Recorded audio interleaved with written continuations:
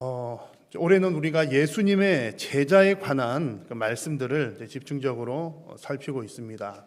예수님의 제자로서 살아가는 것, 특별히 일상에서 예수님 제자로 살아가는 이야기들 하는데요. 여러분, 제자로 살아갑시다 그런 얘기하면 부담이 되십니까? 안 되십니까? 아무래도 이제 제자도에 관한 얘기들은 좀 부담이 되는 이야기들입니다. 왜냐하면 예수님의 제자도 그러면 아마 가장 먼저 생각나는 것은 아마 이런 내용일 겁니다.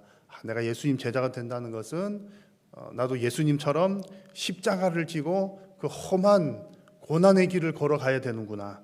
아마 그런 생각이 가장 먼저 드실 겁니다. 예수님께서 그렇게 말씀하셨기 때문이죠. 예수님의 제자가 되는 데 있어서 중요한 것은 너희들이 나를 따르려면 자기를 부인하고 자기 십자가를 지고 나를 따라야 된다. 그렇게 말씀하셨기 때문이죠. 그래서 예수님의 제자도에 관한 부분은 가장 중요한 것은 예수님 십자가, 예수님께서 우리에게 맡겨주신 각자 자기의 십자가를 지고 따라가는 것이 가장 중요한 일입니다. 자, 그런데 우리가 이제 그것이 가장 중요한 핵심적인 내용이긴 합니다만, 그렇다고 해서 예수님의 제자가 된다는 것이 대단한 십자가를 질 수 있는 사람만 하는 일이라든지, 예수님의 제자들은 한평생 기쁘거나 즐거운 일은 전혀 누려서는 안 되고 십자가만 힘겹게 무겁게 살아가야 된다, 그런 의미는 결코 아닙니다. 오히려 이제 그런 우리 자기 십자가를 잘 지기 위해서는 일상생활 가운데 하나님을 더 매 순간순간마다 하나님을 경험하고 하나님의 은혜를 누리는 것이 사실은 더 중요합니다. 그래서 오늘 읽은 야고보서 말씀에서는 성도가 만나는 어떤 우리의 일상 상황들이 몇 가지가 등장합니다. 첫 번째 나오는 것은 고난 당하는 상황, 그리고 두 번째 나오는 것은 즐거워하는 상황, 그리고 세 번째는 병든 상황, 이런 상황들이 나오는데 성도들이 일상적으로 경험하게 되는 그런 삶의 모습들인 겁니다. 그래서 이런 모든 상황 가운데 하나님의 은혜를 경험하고 하나님을 만나고 경험하는 것이 일상 제자로 살아가는 삶에 있어서 중요한 그런 점입니다. 그래서 오늘 이 말씀을 여러분 함께 나누시면서 여러분의 일상에서 여러분들은 어떻게 하나님을 경험하고 계신지를 한번 돌아보는 시간이 되시기를 바라고, 정말 여러분의 모든 일상 가운데 하나님을 만나고 또 제자로 성숙하기 위해서 결단하는 그런 복된 시간이 되시기를 간절히 소망합니다. 자, 먼저 첫 번째로 일상 제자는 고난을 만날 때마다 힘주시는 하나님을 경험합니다. 고난을 만나는 환경 가운데 하나님을 경험하는 거죠. 오늘 말씀의 13절의 앞부분을 보시면 너희 중에 고난 당하는 자가 있느냐, 그는 기도할 것이요 라고 말씀을 합니다. 고난 당하는 상황에서 성도는 기도해야 된다는 말씀입니다. 오늘 이 본문에 나오는 고난 당하는 자라고 할 때, 고난은 인생의 여러 가지 모든 고난들을 통틀어서 이야기할 수도 있지만, 볼 수도 있지만, 흐름상 볼 때에 신앙의 핍박으로 인해서 당하는 고난, 신앙, 예수님 믿는 것 때문에 당하는 환난과 핍박, 고난으로 보는 것이 좀 더 자연스럽습니다. 그래서 하나님은 성도들이 신앙생활에 어떤 어려움을 당할 때마다 뭐 하라고요? 기도하라 말씀을 하는 겁니다. 신앙에 참 어려움이 당할 때 어려움 당하는 것만 해도 힘든 일인데 기도하는 것은 더 힘들어 보입니다만, 그래도 하나님께서 기도하라고 하신 것은 그 과정을 통해서 우리 하나님께서 도우시고 함께 하시고 더 큰 은혜를 주시기 위함입니다. 그래서 시편 50편 말씀에도 보니까 환난 날에 나를 부르라, 내가 너를 건지리니 너가 나를 영화롭게 하리로다 그 말씀을 합니다. 성도가 어떤 환난이든, 특별히 어떤 신앙의 시험을 만날 때마다 하나님을 부르짖으면, 하나님을 찾으면 하나님께서 건져주시고, 또 우리는 하나님께 영광 올려드리면서 하나님과의 관계가 더 깊어지는 거죠. 예수님의 제자로 더욱더 성숙하게 된다는 그런 말씀입니다. 그런데 여러분, 우리 성도들이 신앙이 핍박을 당할 때 하나님을 부르짖어라 말씀을 하는데, 여러분은 신앙적인 면에서 핍박을 당하고 계십니까? 아니면 편안하게 신앙생활 하고 계십니까? 요즘 같은 시대에, 예수님 시대나 초대교회 시대, 그러니까 순교자들이 나오던 시대에는 분명히 신앙의 핍박이 대단히 많이 있었습니다. 있었는데 요즘 시대 같은 경우에 뭐 예수님 믿는다고 누가 이렇게 칼 들이대는 사람도 없고 총 쏘는 사람도 없고 뭐 이제 그런 상황입니다. 그래서 요즘에는 우리가 신앙의 환난, 핍박은 별로 없는 것 같아라는 생각이 들 수 있습니다만, 그럼에도 불구하고 지금 이 시대도 사실은 우리의 신앙을 방해하는 요소들, 신앙을 위협하는 요소들이 생각보다 많이 있습니다. 왜냐하면 예수님을 믿기로 결단할 때 예수님을 믿는 것 때문에 당하는 불이익들이 여전히 존재하기 때문입니다. 예를 들면 이런 거죠. 가장 큰 문제들은요, 여러분, 예배하는 일과 관계가 되어 있습니다. 성도들의 삶에 있어서 성도는 예배 시간을 최우선적으로 고려하는 사람들이거든요. 그러니까 예배하는 게 가장 중요하기 때문에 다른 모든 일들은 예배를 먼저 생각하고 난 이후에 생각을 합니다. 근데 우리가 경제 활동을 해야 되고 또 이제 적절한 나이가 되면 직업을 선택을 해야 되는데, 직업을 선택할 때에 예배하는 것을 먼저 고려를 하다 보면 어떤 우리의 직장이나 직업이나 경제 활동을 하기 위한 선택의 폭이 생각보다 많이 줄어듭니다. 그래서 우리 청년들과 대화를 하다 보면 종종 예배 생활 잘하는 청년들이 그런 이야기를 해요. 목사님, 제가 취업을 하려고 하는데, 혹은 어떤 단시간 아르바이트 같은 것도 마찬가지입니다. 알바를 하려고 하는데 할 게 별로 없습니다 라는 얘기들 해요. 저 역시 마찬가지로 그랬습니다. 뭐 대학 다닐 때 뭐 그 아르바이트를 하려고 하면 좀 단시간에 돈을 좀 많이 벌어야 되는데 뭐 그렇게 할 수 있는 일들은 다 예배와 겹치거나 공휴일에 일을 해야 되는 경우들이 꽤 많이 있었기 때문이죠. 선택의 폭이 좁아진다는 얘기입니다. 개인적인 창업이나 개인적인 사업을 하는 경우도 마찬가지죠. 휴일에 매출이 더 많이 오르는 그런 직종들이 많이 있기 때문에 주일마저 쉬게 되면 경제적으로 손해를 보는 경우들이 꽤 많이 있습니다. 그래서 여러분, 지금은 다 여러분 그 과정들을 잘 지나오셔서 이 자리에 앉아 계시겠지만, 우리 성도의 주변 환경들을 가만히 들여다보면 예배를 방해하는 요소들이 대단히 많이 있는 겁니다. 그래서 그런 것들을 하나하나 생각해 보면 여전히 사탄 마귀는 하나님의 백성들이 예배하지 못하도록 여러 가지 면에서 방해를 하는구나. 예배하려고 하면 무슨 일 생기고 뭐하고 안 가야 될 이유들이 계속해서 생겨나는 겁니다. 그런 상황 가운데 하나님께서 우리에게 요구하시는 게 뭐라고요? 기도하라. 기도하라는 겁니다. 예배 생활을 가장 우선적으로 할 수 있도록 결단하고 기도하는 것을 하나님께서 우리에게 요구하십니다. 지금 나의 형편은 예배 생활을 가장 우선적으로 하는 게 어렵고 힘든 상황이라 할지라도 하나님께 기도하면 하나님께서 지혜 주시고 힘 주시고 그 가운데 피할 길을 열어 주시는 거죠. 그런 과정 가운데 예배 생활이 바르게 세워질 때 성도의 인생은 더욱더 견고하게, 신앙은 더욱더 견고하게 세워지는 겁니다. 그래서 성도가 이 땅에서 당하는 어떤 환난, 핍박이라고 하는 것은 먼저는 예배 생활에 지장을 주는 게 많고요. 예배 문제 외에도 예수님을 믿지 못하게 하는 핍박들이 사실은 또 여전히 여러 가지들이 존재를 합니다.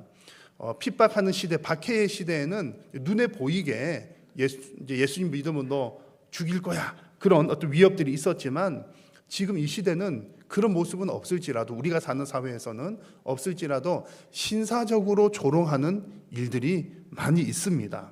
신사적으로 조롱한다는 것은 무슨 뜻이냐면 우리의 신앙생활을 좋지 않은 눈초리로 바라본다는 거죠. 지금 여러분, 과학이 엄청나게 발달해가지고 인공지능 어쩌고 AI 어쩌고 하는 시대잖아요. 그래가지고 AI가 영상 같은 것도 이렇게 만들어가지고 나랑 똑같은 사람이, 내가 녹화한 것도 아닌데 내가 하는 목소리, 내가 하는 말투, 그런 모양으로 영상이 만들어지기도 하고 활용이 되기도 합니다. 이런 시대 가운데 눈에 보이지 않는 하나님을 믿는다? 참 미개한 일이야. 신앙생활 하는 사람들을 미개하게 보는 그런 시선들이 있습니다. 또 이성과 합리성이 주도한 이 시대 가운데 우리가 무슨 문제가 생겼을 때 이성적으로 합리적으로 해결해야 되는데, 여러분 무슨 문제 생기면 뭐부터 하십니까? 기도부터 하시잖아요. 그러면 내가 인생 무슨 문제가 있을 때 우리는 기도합니다. 그러면 비합리적인 사람으로 보기도 합니다. 뿐만 아니라 우리 성도들은 남들이 다 한다고 해서 그대로 따라가는 사람들이 아니라 하나님의 말씀대로 행하는 사람들인데, 특별한 경우에 있어서는 남들 다 하는 그 일도 성경적이지 않다는 이유로 하지 않을 때, 따라가지 않을 때 왜 너만 그렇게 유난을 떠냐라고 조롱을 하기도 합니다. 그래서 이런 모습들은요, 우리를 교회 못 나가게 하거나 예수님 못 믿게 직접적으로 위협하는 것은 아니지만 우리의 신앙을 드러내지 못하게 하고 또 활기 있게 하지 못하게 하는 핍박과 환난의 요소들이 있다는 겁니다. 그런 상황 속에서 하나님은 기도하라 말씀하십니다. 여러분, 그래서 이제 그런 담대함이 없으면요, 내가 예수님 믿는 것, 교회 나가는 것 드러내지 못하는 사람들 꽤 있습니다. 여러분, 직장에서 여러분들이 교회 집사인 것 혹은 성도인 것 아직 알려지지 않는 분들이 있으시다면 기도하시면 좋겠습니다. 기도하시면서 우리는 비합리적인 사람들도 아니고 우리는 미개한 사람들도 아니라 하나님을 예배하는 사람이라는 것을 정말 담대하게 드러낼 수 있기를 바랍니다. 그렇게 기도할 때 하나님께서 담대한 마음 주시면 우리의 신앙과 믿음이 더 견고해지고 예수님의 제자로 성숙하게 되는 것입니다. 여러분, 그 외에도 여러 가지 여러분들의 신앙을 흔드는 요소들이 많습니다. 이미 여러분 여기 오신 분들은 그 과정을 잘 이겨내시고 함께 예배하는 분들이지만 예배하지 못하게 하는 요소들이 얼마나 많은지 모릅니다. 그래서 제일 걱정되는 것은 우리 청년들, 자녀들, 여러분 예배하지 못하게 어릴 때부터 그렇잖아요. 주일에 시험 되면 학원 보내야 되고 뭐 해야 되고 스펙 쌓아야 되고, 여러분 우리 신앙을 방해하는 요소들 너무나 많습니다. 그런 환경 가운데 여러분의 예배 생활을 위해서 더욱더 간절히 기도하심으로 여러분의 신앙을 세워주시는 하나님을 경험하시기를 바라고 예수님의 제자로 더욱더 성숙하시기를 주님의 이름으로 축원합니다. 자, 두 번째로 여러분, 일상 제자는요, 즐거운 일이 있을 때는 기쁨을 주시는 하나님을 경험하는 사람입니다. 우리가 시험 막 들 때는 기도하면서 하나님께서 힘 주시는 것을 경험하는 거고요. 또 기쁜 일이 있을 때는 하나님을 찬송하면서 우리에게 기쁨을 주시는 하나님을 찬양하는 겁니다. 13절의 뒷부분을 한번 보십시오. 즐거워하는 자가 있느냐, 그는 뭐 할지니라, 찬송할지니라 말씀을 합니다. 그래서 이제 앞서 서두에 말씀드린 것처럼 예수님의 제자로 살아간다는 것은 그냥 무거운 짐만 지고 살아가는 것이 아니라 하나님께서 주시는 즐거움과 인생 유쾌함도 누리면서 살아가는 인생 길입니다. 하나님께서 태초에 천지를 창조하실 때에 여러분 어떤 말씀이 나왔는지 잘 기억하실 겁니다. 첫째 날에 뭐 만드시고 둘째 날에 뭐 만드시고 뭐 만드시고 하면서 어떤 말씀이 나옵니까? 하나님이 보시기에 뭐 했더라? 좋았더라는 얘기 나오잖아요. 하나님 보시기에 좋았더라 했는데 그 좋았다는 표현이 즐거워한다는 의미입니다. 하나님께서 즐거워하셨다는 거죠. 그리고 그 즐겁게 만드신 피조 세계를 누구에게 맡기셨습니까? 아담과 하와에게, 사람에게 에덴 동산, 아름다운 동산을 만드시고 맡기시고 즐거움을 누리게 하신 겁니다. 우리는 에덴 동산 그러면 뭐가 먼저 떠오르십니까? 선악과 얘기 떠오르잖아요. 그래가지고 본래 에덴 동산은 엄청 좋은 거고 뭐 되게 이제 사모해야 되는데 에덴 동산 좋은 생각보다는 선악과 얘기 때문에 좀 안 좋은 추억인 거죠. 네, 직접 따먹은 건 아니지만 우리 아담 할아버지가 그거 따먹는 바람에 우리가 에덴 동산 살지도 못하고 안 좋은 추억이 있는 겁니다. 그런데 잘 생각해 보면 하나님께서 에덴에서는 그 선악을 알게 한 나무, 생명나무 그거 외에 그 외에도 우리 먹고 즐기고 할 수 있는, 누릴 수 있는 어마어마하게 많은 것들을 해 놓으신 것이 에덴 동산이거든요. 그러니까 사람이 기쁨을 누리고 즐거워하는 것은 하나님도 그거 만드실 때 즐거워하셨고 우리들에게도 즐거움을 누릴 수 있도록 주신 선물이라는 얘기입니다. 지금도 하나님은 하나님의 백성들이 기쁨을 누리기를 원하십니다. 하나님은 하나님 백성들에게 기쁘게 살기를 원하는 거예요. 누가 집에 가정에 자식이 태어났을 때 이제 그런 얘기 하는 사람도 있기는 있죠. 아이고 너 어떡하냐, 참 고생길이다. 앞으로 살아갈 일이 고생이니까 그런 얘기 하기도 합니다만 그런 얘기 해서는 안 되는 거죠. 애기한테 이제 막 태어난 애기한테 축복만 해줘야 되잖아요. 부모가 또 어른들이 너 이제 고생하면서 살아봐라 그럴 사람 없잖아요. 하나님께서도 우리에게 마찬가지거든요. 너무너무나 아끼는 자녀들인데 우리가 평안하게 은혜롭게 기쁘게 살기를 하나님 원하십니다. 그런데 그렇게 하나님께서 우리가 기뻐하기를 원하시는데 그 기쁨을, 즐거움을 잘 간직하는 게 중요한 거죠. 잘 간직하기 위해서 하나님께서 오늘 13절 뒷부분에 너희들이 즐거워하는 일이 있을 때는 뭐 하라고요? 찬송할지니라 그랬습니다. 찬송하라는 얘기는 하나님께서 주신 기쁨, 하나님께서 주셨구나라고 하면서 하나님을 기뻐하라는 얘기입니다. 찬송은 하나님께 영광 올려드리는 거잖아요. 그래서 즐거운 일이 있느냐 그러면 너희들은 하나님을 기뻐하라. 그러면서 하나님을 경험하라는 겁니다. 그런데 여러분, 즐거운 일이 생기면 당연히 감사하고 찬송할 것 같은데 왜 굳이 이렇게 말씀을 주시겠습니까? 결론은 뭐죠? 당연히 해야 할 감사와 찬송을 안 하는 경우들도 있기 때문입니다. 소위 여러분 이거 전문 용어로 하냐면 하나님께서 우리에게 막 기쁨을 주셨어요. 우리는 당연히 하나님께 감사하고 찬송해야 되는데 안 하는 사람들이 있더라는 거죠. 이 전문 용어로 뭐라 하냐면 먹튀하는 사람들이 있다는 거죠. 하나님께서 주셨으면 그 즐거운 일이 하나님께서 주신 거니까 하나님을 찬송하고 하나님과 함께 기뻐하는 게 하나님을 경험하는 일인데 그 즐거운 기쁨에 도취되다 보니까 주신 하나님은 온데간데 없고 기쁜 그 즐거운 감정만 남아있게 되는 경우들이 있는 거죠. 먹튀하는 거죠. 그래서 하나님 그러지 말고 그럴 거 아니다. 즐거울 때는 뭐하라? 찬송하라. 하나님을 즐거워하고 경험하라 말씀을 하는 겁니다. 자, 아담과 하와 이야기를 조금 더 해보면요, 하나님은 아담과 하와에게 이제 동산을 주시면서 그들이 이제 누릴 수 있는 것들을 많이 주셨습니다. 여호와 하나님이 그 땅에서 보기에 아름답고 먹기에 좋은 나무가 있게 하셨다. 많은 것들을 주셨는데 그 가운데 동산 가운데는 이제 생명나무와 선악을 알게 하는 나무도 있었던 거예요. 선악을 알게 하는 나무가 많았을까요? 그냥 일반적인 나무가 많았을까요? 뭐 이게 몇 그루 세본 게 없지만 아마 일반적으로 아름답고 좋은 나무가 훨씬 더 많았을 것 같아요. 다만 하나님께서 이제 선악을 알게 하는 나무를 가운데 두신 이유는 먹지 마, 그 얘기. 그거를 왜 만들어 놓고 먹지 말라 하셨냐, 막 우리가 그런 얘기들도 하지만 동산 중앙에 그렇게 두셔서 볼 때마다 하나님 저거 먹지 말라고 하셨지, 그 생각하게 하시는 겁니다. 하나님과 약속, 언약을 기억하게 하시는 거죠. 그러니까 사실은 선악과도 은혜의 도구인 겁니다. 우리를 그냥 로봇처럼 만드신 게 아니라 인격적인 존재로, 자유로운 존재로 만드셨고, 동산 중앙에 있으니까 이렇게 가나 저렇게 가나 보이잖아요. 볼 때마다 하나님 생각하라고 만드신 거죠. 자, 그런데 사실은 이제 좋은 목적으로 만든 건데 유혹하는 나쁜 존재들이 문제인 거죠. 뱀이 어느 날 하와를 유혹합니다. 너가 저 열매를 먹으면 하나님처럼 되는 거야. 뱀이 그런 유혹을 하니까 하와 마음에 어떤 마음이 들었죠? 탐심이 생기는 겁니다. 매일매일 중앙에 있으니까 매일매일 오며 가며 봤을 거 아닙니까? 매일 보던 나무인데 뱀이 와가지고 유혹하니까 다시 보이는 거예요. 여자가 그 나무를 본즉, 이게 처음 본 건 아니잖아요. 계속 보던 건데 유혹을 듣고 짠 보니까 먹음직도 하고 보암직도 하고 탐스럽기도 한 나무인지라.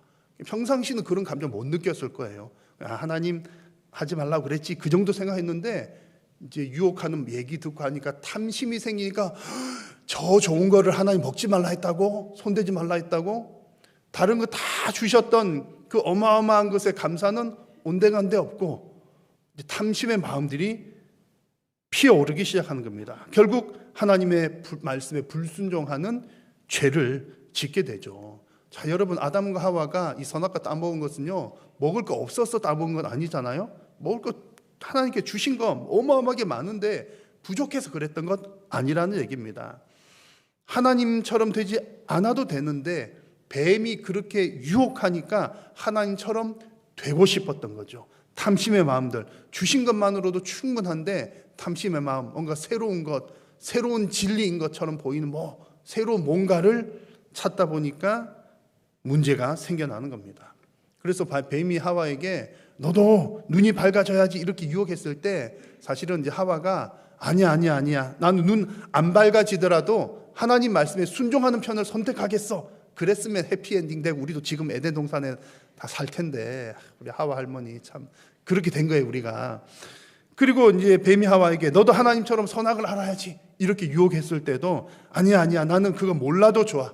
그거 몰라도 좋으니까 나는 지금처럼 하나님과 함께 있는 것, 하나님 말씀에 순종하는 게 더 좋아. 그랬더라고 했으면 더 좋았을 겁니다. 뱀이 어떤 말로 유혹하더라도 아담과 하와가 그냥 하나님 말씀에 순종하면서 이미 주어진 것들에 감사했었더라면 그 많은 기쁨과 감사를 더 누리고 또 다른 탐욕이 들지 않았을 겁니다. 여러분, 하나님은 하나님의 백성들에게 지금도 좋은 것으로 주고 계시고 또 계속해서 주시기를 원하십니다. 또 하나님께서 우리에게 좋은 것을 주실 때 우리는 그 잘 관리해야 되는데, 잘 관리하는 중요한 것이 하나님께서 주셨다라고 하는 하나님을 찬양하는 것을 잃지 않도록 주의해야 됩니다. 우리가 하나님을 찬양하지 않는다는 말은 하나님을 잊어버렸다는 그런 뜻인 겁니다. 그래서 여러분, 하나님을 잊어버리게 되면 결국에는 감사의 환경이 더 이상 감사가 되지 않고 오히려 불만족스럽게 되거나, 또 하나님을 잊어버리면 그저 그 좋은 상황에만 도취되어서 하나님을 잊어버리고 그냥 그것 때문에 그렇게 살아가기도 합니다. 사랑하는 성도 여러분, 즐거운 일이 있을 때에는 하나님께서 그것을 주셨다는 사실을 기억하면서 하나님을 찬양하기를 바랍니다. 하나님을 찬양하는 그것 자체가 기쁨을 주신 하나님을 경험하는 일입니다. 그렇게 하나님을 경험하고 또 경험하면 우리의 신앙이 예수님의 제자로 더욱더 성숙하게 될 줄로 믿습니다. 자, 이제 세 번째로 일상 제자는 질병 중에서도 치유하시는 하나님을 경험하는 사람입니다. 오늘 말씀의 14절을 보시면 이렇게 말씀을 합니다. 함께 읽겠습니다. 너희 중에 병든 자가 있느냐? 그는 교회의 장로들을 청할 것이요 그들은 주의 이름으로 기름을 바르며 그를 위하여 기도할지니라. 아멘. 병이 들었을 때 치유하시는 하나님을 경험하는 것이 제자로 성숙하는데 중요한 요소입니다. 우리는 흔히 이제 예수님 제자 그러면, 제자라는 단어 들으면 어떤 이미지가 그려지십니까? 아마 제자 그러면 먼저 건강하고 빠릿빠릿한 사람, 그런 사람 이미지가 떠오를 겁니다. 가르쳐주는 선생님은요, 이제 선생님은 점점 이제 나이가 들어가가지고 이제 더 이상 일할 그게 안 되니까 이제 늙어 가니까 빠릿빠릿한 제자를 뽑아다가 다 전수시켜주는 그런 이미지를 떠오르기가 쉽습니다. 그런데 이제 신앙적인 면에서는 조금 그림이 다릅니다. 이제 하나님께서 우리를 제자로 양육하시려고 하는 것은 뭐 제일 빠릿한 사람, 뭐 튼튼한 사람들만 골라서 하시는 게 아니라는 얘기죠. 오히려 모든 일상 가운데, 특별히 질병 가운데 있는 사람이라 할지라도 치유하시는 하나님의 은혜를 경험하게 하셔서 우리를 제자로 만드시는 분이 우리의 하나님이십니다. 그것을 어떻게 알 수 있습니까? 예수님께서 하셨던 일들을 보면 알 수 있습니다. 예수님께서 하셨던 중요한 사역 세 가지 여러분 잘 아시잖아요. 선포하시고 가르치시고 치유하시는 것. 치유하시는 것도 예수님의 아주 중요한 사역이었습니다. 그래서 예수님 가는 곳곳마다 귀신도 쫓아내시고 뭐 하시면서 병든 사람을 고치시죠. 그러면 병 고침을 받은 사람이 회개하고 뭐가 되죠? 예수님의 제자가 되는 일들이 복음서에 많이 기록이 되어 있습니다. 그래서 치유라고 하는 것은 사실은 대단히 중요한 거죠. 근데 우리 이제 요즘 분위기에서는 뭐 치유 사역, 치유 이런 것 하면 좀 약간 이단스러운 느낌이 좀 없지 않아 있습니다. 막 치유 그러면 좀 이단들이 하는 거 아닌가? 왜냐하면 건강하지 못한 치유 사역자들이나 혹은 이단에 속한 사람들이 이런 것들을 막 나쁘게 이용하기 때문에 그러죠. 그냥 이제 산에 가서 약수물 떠다가 이게 성수다 그래가지고 팔아먹기도 하고 막 이상한 것들을 하니까 뭐 이게 치료하면 하고 뭐 돈 받고 뭐 이상한 일을 하니까 우리가 치유 그러면 좀 안 좋게 생각하기도 하지만, 그러나 치유는 이단들의 전유물이 아니라 하나님께서 주시는 큰 은혜의 방편입니다. 여러분, 저와 여러분들도 치유를 많이 경험해야 할 줄로 믿습니다. 그래서 예수님께서 그렇게 하셨기 때문이죠. 예수님께서 치유해 주셨기 때문에 우리도 치유를 사모하고 치유받아야 한다는 얘기입니다. 그래서 우리 성도들은 그렇게 병들었을 때에 하나님께서 치유해 주시는 것을 경험하면서 우리의 신앙이 더 견고해지고 예수님의 제자로 성숙하게 된다는 얘기입니다. 오늘 읽은 말씀에서는요, 앞선 두 가지는 한 구절에 기록이 되어 있는데 치유에 관한 이야기는 14절부터 뒤에 조금 더 길게 말씀을 하고 있습니다. 그래서 치유와 회복을 경험하기 위해서 어떤 과정들이 있는지를 오늘 말씀 좀 자세하게 얘기를 하는데 한번 몇 가지들을 살펴보겠습니다. 다시 14절을 보시면 너희 중에 병든 자가 있느냐? 그는 뭐 하라고 그랬죠? 교회의 장로들을 청할 것이요 그랬습니다. 그래서 뭔가 병이 들었다, 병들었다 할 때에 우리에게 하는 첫 번째는 교회의 지도자들을 청해서 기도 요청을 하는 겁니다. 장로들을 청한다는 말은 지도자들을 부른다는 거고요. 불러서 뭐 하는 것? 기도해 달라는 요청을 하는 겁니다. 그게 이제 첫 번째입니다. 그리고 두 번째는 그 지도자들은 뭐 합니까? 기름을 바르고 기도를 해 줍니다. 기도 부탁했을 때 가가지고 기름 바르고 기도한다는 거죠. 여러분, 저에게 이제 뭐 목사님 제가 어디 아픈데 기도해 주십시오 했는데 제가 기름을 바르든가요, 안 바르든가요? 기름을 좀 준비를 해야 될런지. 오늘 성경 보니까 기름을 바르고 기도하라 그랬는데 제가 생각해 보니 기름을 안 발랐던 것 같아요. 바세린이라도 좀 준비를 해서. 제일 좋은 기름 바세린이잖아요. 여기서 이제 기름을 바르며라고 하는 얘기는 어떤 의미냐면 아주 중요합니다. 이제 적절한 의료 행위를 하라는 얘기입니다. 예수님 당시나 그 이제 고대 헬라 그 문화에서는 기름을 바른다는 거가 약 바르는 거, 지금으로 하면 마데카솔 바르는 무슨 약 바르는 거, 그런 의미, 이제 의료 행위들 중에 하나였던 거죠.